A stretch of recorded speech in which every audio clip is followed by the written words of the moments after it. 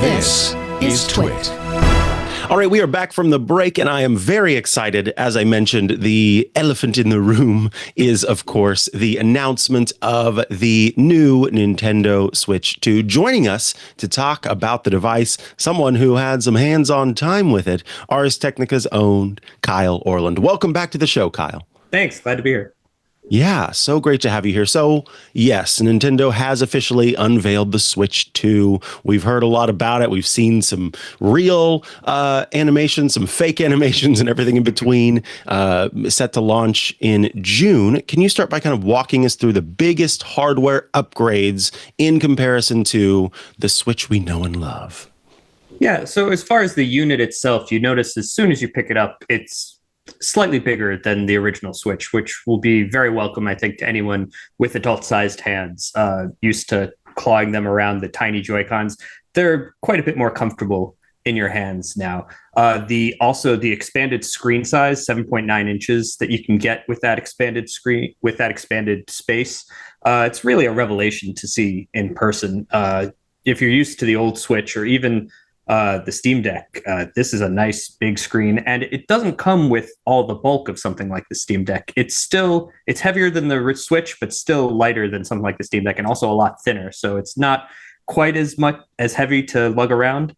As far as the hardware power itself, you've heard all the stats, I'm sure, 1080p at 120 frames a second, or 4K on the docked mode.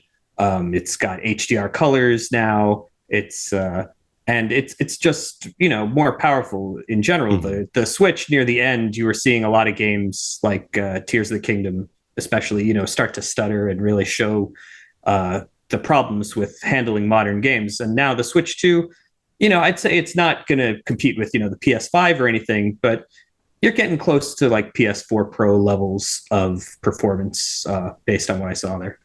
Nice. Now, one of the standout new features, and one that I saw especially right before the event, was the inclusion of a C button. This is the new game chat system that has voice and screen sharing. Can you talk about how this does seem like a shift in terms of Nintendo's approach to online communication? Yeah, I kind of think what Nintendo realized is that a lot of kids, they're used to gaming on their iPad or, just having an iPhone. And what kids especially will do is they'll just set up a voice chat and put it in a picture-in-picture or put it on a second device and just chat with their friends while they're gaming. And Nintendo said, okay, we can do that too. Let's add a microphone. Let's add an optional camera, and let's let people share their game screens really easily with their friends through the Switch. Hopefully this will be a lot easier to set up. It's just you hit the C button, you hit a few settings, and any of your friends that also have a Switch 2, they can see what you're playing, they can see you, they can talk to you very easily. It does require a paid subscription, but it's not an especially expensive subscription as far as these things go. And also, they didn't have that on hand to actually try out at the hands-on event yesterday. So we'll have to see how well it works in practice, I guess. Yeah, absolutely. It's interesting. Nintendo seemed to some level, avoid the concerns that come with online chat and communication. Yeah. Has there been any conversation about that, any acknowledgement about that, or is it all very much like, look at this cool thing you can do? We're not going to really worry about the toxicity. It's kind of weird. They're kind of catching up to where the entire industry has been. If you had an Xbox 360, you were doing this kind of stuff, 20 years ago. Absolutely. But yeah, Nintendo has been a little shy about this, in part because of, stranger danger out there online. They don't want you to, meet with some predator on an online gaming site, especially since they're so family and kid focused. Mm-hmm. What they said is that these game chat features will only work with approved friends.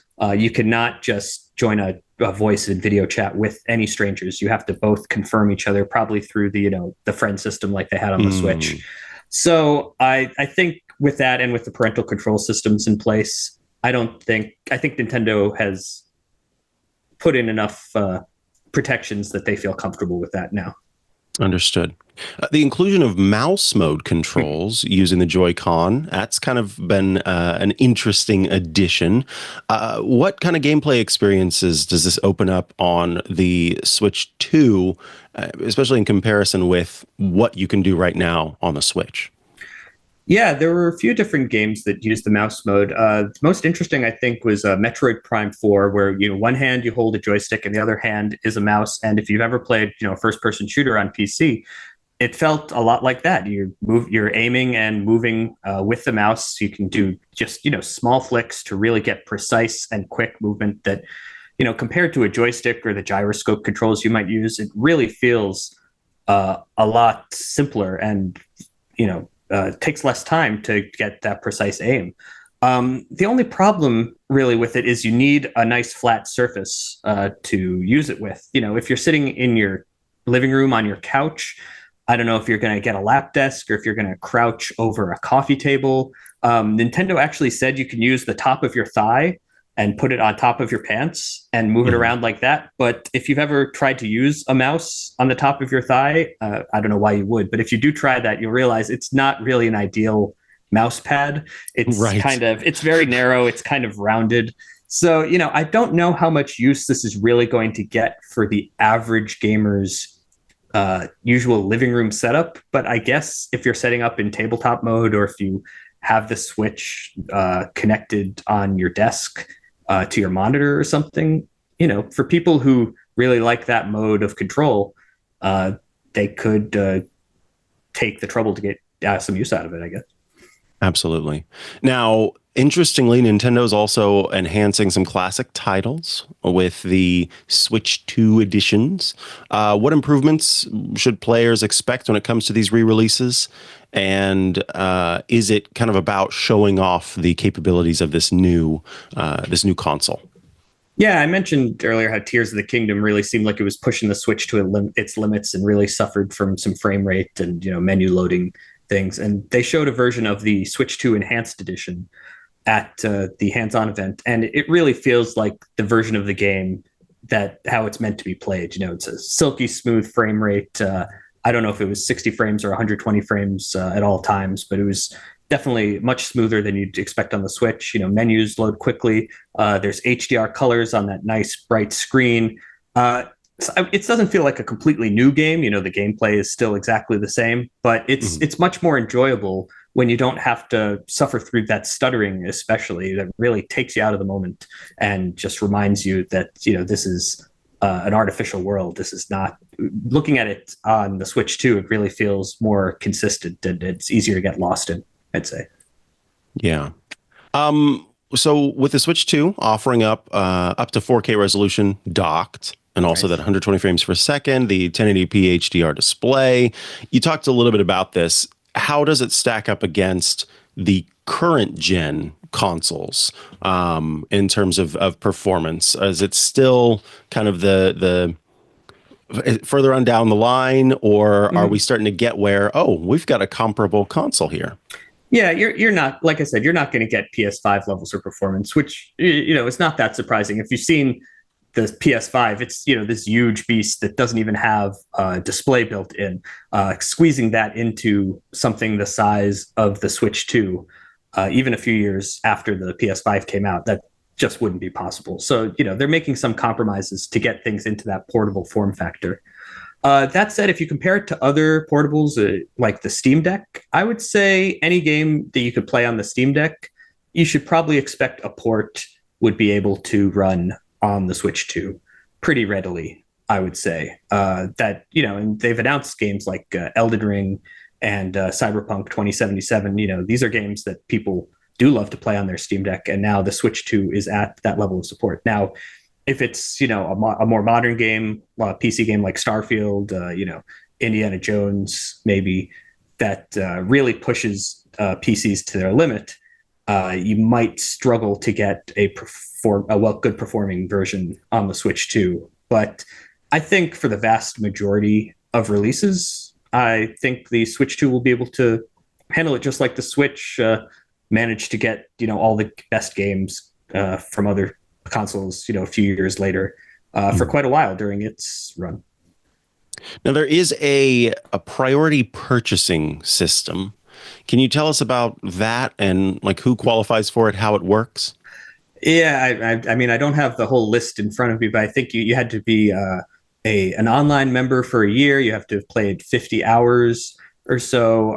You have to have opted into some sort of data sharing program. It's basically all ways of confirming that you are an actual human and an actual existing fan of Nintendo systems, because they are extremely worried about scalpers. And, I can see why. If you look at, the Pokemon card market, for instance, it's just overrun anytime a product comes out that the scalpers buy it up. And then the only versions you can find are the ones that are being resold at, twice the price, three times the price. You see this with the video game consoles too. And, it's pretty obvious that the first, few million consoles Nintendo puts out, that demand is going to overwhelm any supply that Nintendo is able to make. It's going to take them a while for their production to catch up. So, as an effort to make sure that these get directly into the hands of humans rather than people that are going to mark up the price, I think it's a valiant effort. We'll see how well it works in practice, but I can't blame Nintendo for trying. Right. It felt like there were quite a few titles, game titles announced at this event, and seems to suggest which is kind of the case with Nintendo, a nice, offering of first-party content. Do you think, if you had to predict based on Nintendo's past behavior and where it is now, are we looking, do you think, at a steady drumbeat of first-party content, or is it kind of like, let's get all the first-party content out there now and have everybody, kind of go from there, where occasionally we'll release things? I just felt like there was a lot, but then does that save room for later? Well, a lot of the stuff in there was third-party games. I feel in the direct, and a lot of those were ports of older games. We kind of got spoiled in the Switch generation, where a marquee Legend of Zelda game, a generation-defining game, came out at launch, really a system seller, and then a few months later, you get Super Mario Odyssey, another great game, and they were able to dip into Mario Kart 8 Deluxe from the Wii U. So that first, 6 months to a year was really stacked with just generation defining games. This time around, they seem to really be counting on Mario Kart World to be that system seller. And Mario Kart is a huge franchise. It's sold 40 million on the Switch, I think, or maybe more. And it is a game that people will come for, especially, it's got all sorts of new features. It's got this 24-player races. It's going to be a big draw for sure. After that, things, are starting to look a little thinner. Donkey Kong Bonanza is a lot of fun. It's very cathartic to just bash through all the things and collect a lot of gold. Not sure it's going to be as big a hit as a true Mario game would be necessarily. Metroid Prime is there for the hardcore shooter fans, but that's also going to be available on the original Switch. So it might not be a reason to upgrade right away if you're not willing to spend $450. And after that, it's going to take a little bit more to see anything more. There's Kirby's Air Riders, I suppose, which we saw only a little bit of. So I don't know how far along that will be. And I think they're kind of keeping their powder dry. They know that they're going to probably sell anything they make through 2025, I guess. The pent-up demand for a more powerful Switch and just Mario Kart alone will probably carry them through their first holiday season. And then in 2026, we'll really see, what else they've been working on. And they're probably playing it close to the vest. And we might see, games that get announced and then released just a month or two later. Nintendo doesn't necessarily do these long windups for their games anymore. So just because we haven't seen it doesn't mean Nintendo isn't working on a lot more behind the scenes. And to round things out, pricing for the console itself and also for the games, it certainly seems to be that the games are reaching the territory of what you'd expect for PlayStation and Xbox. And that has people a little bit shocked, surprised. Tell us about that. Yeah, some of them, especially the $80 price for Mario Kart World really stood out to me. Now, like, again, Mario Kart is this franchise. I feel like there's enough demand for it that people will pay that price. I also feel like, they're bundling it in a bundle with the console itself, where you essentially pay $50 for the game. So maybe that's the $80 price makes the bundle seem like a little better deal. So for Mario Kart World, I kind of understand it. When you look at some of these other games where, it's a remaster of a Switch 1 game, but with better graphics and maybe slightly more content. When you talk about that and charging $70, $80 for a game like that, that's where I start to balk at things. Mm-hmm. If it's not a marquee title in a major franchise that they know is going to sell, if it's just a re-release of a Switch 1 game with slight improvements, that doesn't feel like a game that you can charge that much of a premium price on. That said, Nintendo's experimenting with it. I feel like if those things don't sell, we will see them respond to that. This is not them saying we are going to charge $80, $90 for every game, and you're going to, like it or not. They will respond to the signals from the market. If people, even with Mario Kart, if it's not selling well at $80, they can say, okay, we're sorry, it's now $70, and it probably, give some sort of apology for that. A lot of people don't remember when the 3DS came out, it didn't sell as well as Nintendo thought, and a lot of people attributed that to the higher than expected price.